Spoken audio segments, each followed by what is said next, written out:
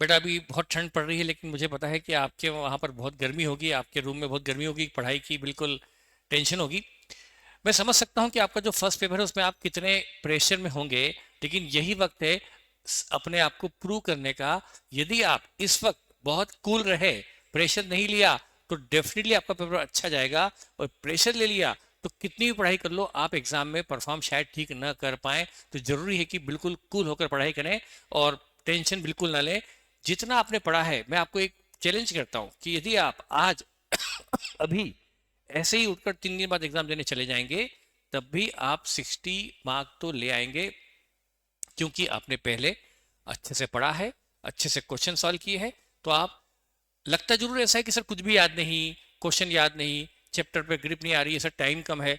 सब कुछ मुझे पता है, सबके साथ ऐसा होता है, आप अकेले ऐसे नहीं, आप पहले इंसान ऐसे नहीं। तो आपको सब कुछ याद आएगा, क्योंकि हमारी मेहनत बेकार नहीं होगी। आपको पहला पेपर बहुत शांति से, बहुत कूल होकर देना है, लेकिन स्पीड मेंटेन करना है। पेपर कोशिश करें पूरा अटेम्प्ट करने की, और शुरू के जो आपको टाइम मिलता है रीडिंग का, उसी वक्त अच्छे से पढ़कर डिसाइड कर लें कि मुझे कौन सा क्वेश्चन करना है, और उस क्वेश्चन को पढ़कर रख लें। और ये सोच कर रखें कि कॉपी सामने आते ही उसको मैं सॉल्व करते वक्त क्या क्या करूंगा, कैसे करूंगा, क्या स्टेप्स होगी, क्या कैलकुलेशन होगी। मतलब आप बहुत ज़्यादा टाइम वेस्ट ना करें पूरे पेपर को पढ़ने का, ये मेरा सजेशन है। उसकी बजाय पूरा पेपर एट ए ग्लांस देख लें, बहुत ज़्यादा डीप में ना पढ़े। वो पहला क्वेश्चन जो आप करने वाले हैं वो सिलेक्ट कर ले और उसको अच्छे से पढ़े, और पेपर सामने कॉपी आते ही उस क्वेश्चन को करना शुरू कर दें। सोच कर पहले रख ले उसके लिए, तो आपके लिए बेनिफिशियल रहेगा। बाकी आप, बाकी सब चीज़ें आप बिल्कुल ध्यान रखें। आप जाएं तो अपना एडमिट कार्ड जरूर लेकर जाएं, भूलना नहीं है आपको। पहले दिन आपका सेंटर पे आप थोड़ा सा टाइम के पहले पहुंचे, बिल्कुल हड़बड़ाहट में ना पहुंचे, नहीं तो घबराहट में पेपर बिगड़ जाता है। और वहां पर पेपर जब क्वेश्चन सॉल्व कर रहे हैं, तो अपना खुद का वैल्यूशन बिल्कुल ना करें कि मेरा पेपर में कितने मार्क्स आने वाले हैं, वो सब छोड़ दें।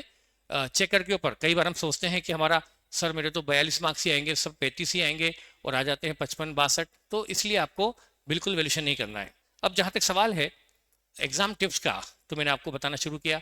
आपको क्या करना है, अब आपको ज्यादा क्वेश्चन करने की बजाय क्या करना है, हर वेराइटी का एक एक क्वेश्चन सॉल्व कर लेना है। हर वेराइटी का एक एक क्वेश्चन सॉल्व करना है। एक क्वेश्चन सॉल्व करना है, बाकी देखना है, एक सॉल्व करना है, बाकी देख लेना है, क्योंकि अब आपके पास ज्यादा टाइम सॉल्व करने का नहीं। पर एक एक क्वेश्चन एक एक वेराइटी का भले ही रफ में करो, not in a systematic format, लेकिन रफ में करके जरूर देखें। और मैं आपको जो बताना चाहूंगा कि आपके जो चैप्टर हैं, जैसे कि बायबैक जिसमें सेक्शन होता है, वो आपको प्रोविजन याद होना चाहिए। आप इसके प्रोविजन सोचो कि याद है कि नहीं, क्योंकि बायबैक का चैप्टर आएगा तो आपको ये प्रोविजन जो जो है, वो सेक्शन 68 हो या 69 हो, जो भी हो, आपको सारे प्रोविजन याद होना चाहिए। तो आप पढ़े नहीं, बल्कि पहले चेक करें कि आपको ये प्रोविजन याद है कि नहीं, वो लिख कर याद कर लें, क्योंकि बहुत इंपॉर्टेंट है। और जेडम शना preference share, issue of bonus share आपके सिलेबस भले ना हो, पर क्वेश्चन में आता है, उसके भी आपको प्रोविजन याद होना चाहिए, इन शॉर्ट, है ना। इसके बाद फाइनेंशियल स्टेटमेंट ऑफ कंपनी का फॉर्मेट आपको याद हो, उसको एक बार लिख कर चले जाएं, एक बार लिख लें, फिर उसके बाद भले आप देखते रहें, एक बार लिख कर याद कर लें। फिर जैसे कैश फ्लो है, उसमें कुछ टिपिकल एडजस्टमेंट होते हैं जो आपने नोट किए होंगे, वो आपको देख के जाना चाहिए। कई बार क्वेश्चन पूछते हैं, sir premium on redemption of preference share profit में एड होगी कि नहीं। अरे भाई, यदि प्रॉफिट में घटी हुई है तो ऐड करेंगे, यदि पीएल से चार्ज ही नहीं हुई थी तो क्यों ऐड करेंगे। तो ऐसी चीजें जो टिकलिश पॉइंट जो आपने नोट कर रखे हैं, उनको देखकर जरूर जाएं। वो देखना बहुत जरूरी है। जितने भी स्पेशल पॉइंट है कैश फ्लो के, वो जरूर देख कर जाए। भले एक क्वेश्चन करना एक है, लेकिन जितने भी टिकलिश पॉइंट है वो सारे देख कर जाइए, है ना। फिर उसके अलावा आपको अपनी हिसाब से पढ़ाई करना चाहिए, न कि किसी और के हिसाब से। मैंने फिर भी ऐसे लिख रखा है, जिसने कोई स्टडी प्लान नहीं बना रखा है वो ये फॉलो कर सकता है कि पहले दिन, क्योंकि आज का दिन जो आपके पास अब बहुत कम टाइम बचा है, जब मेरा वीडियो आपके सामने आएगा, आप इंटरनल रिकॉन्स्ट्रक्शन हो गया, इसके क्वेश्चन देख कर जाए। हर क्वेश्चन में एक या दो पॉइंट इंपॉर्टेंट होते हैं, बस उसी को ध्यान दे। अमलगमशन में कुछ इंपॉर्टेंट क्वेश्चन होते हैं, जैसे यूज और बिग वाला, जिसमें गुड वैल्यूएशन भी है, इंटरेस्ट वैल्यू भी है, फ्रैक्शनल वाला पार्ट भी है उसके अंदर, सब कुछ उसमें है। जैसे वैसे क्वेश्चन कुछ स्पेशल होते हैं, वो आप देख लें, उससे काफ़ी कुछ आपका एक क्वेश्चन से काफ़ी चीज़ें कवर हो जाती। इवन उसमें स्ट्रेचरी रिजर्व का एडजस्टमेंट भी है। फिर आपको ये जो इंटरनल रिकंस्ट्रक्शन हो गया, अमलगमशन हो गया, बायबैक हो गया, इन्वेस्टमेंट हो गया, और फॉरेन ब्रांच देखकर चले जाएं। आज का टारगेट आपका ये रख लें। फिर कल के लिए जो बहुत इंपॉर्टेंट है, कंसोलिडेशन का एक क्वेश्चन करे बैलेंस शीट वाला, एक क्वेश्चन करे पीएनएल वाला, और एक माइनॉरिटी इंटरेस्ट, नेगेटिव माइनॉरिटी जरूर देख कर जाए। फिर फाइनेंशियल स्टेटमेंट P&L और बैलेंस शीट का एक एक क्वेश्चन देखें।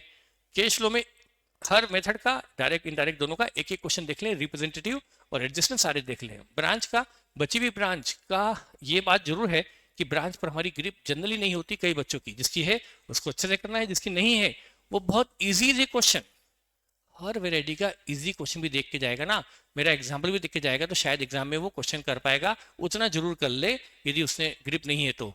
फिर आपको ये जो मैंने एस लिखे हैं ये एक मेरा गाइडेंस है, आप अपने हिसाब से करें, आपको ये कुछ एस आज ही कवर कर लेना चाहिए। ये आज का फर्स्ट डे का है, ये सेकंड डे का है, और लास्ट डे फिर जो बच्चे भी एस करना है। पर एक चीज ध्यान रखें, जाने के पहले आपका हर चैप्टर एक एक बार निगाह से निकलते जाना चाहिए, उससे आपको कॉन्फिडेंस अच्छा आएगा।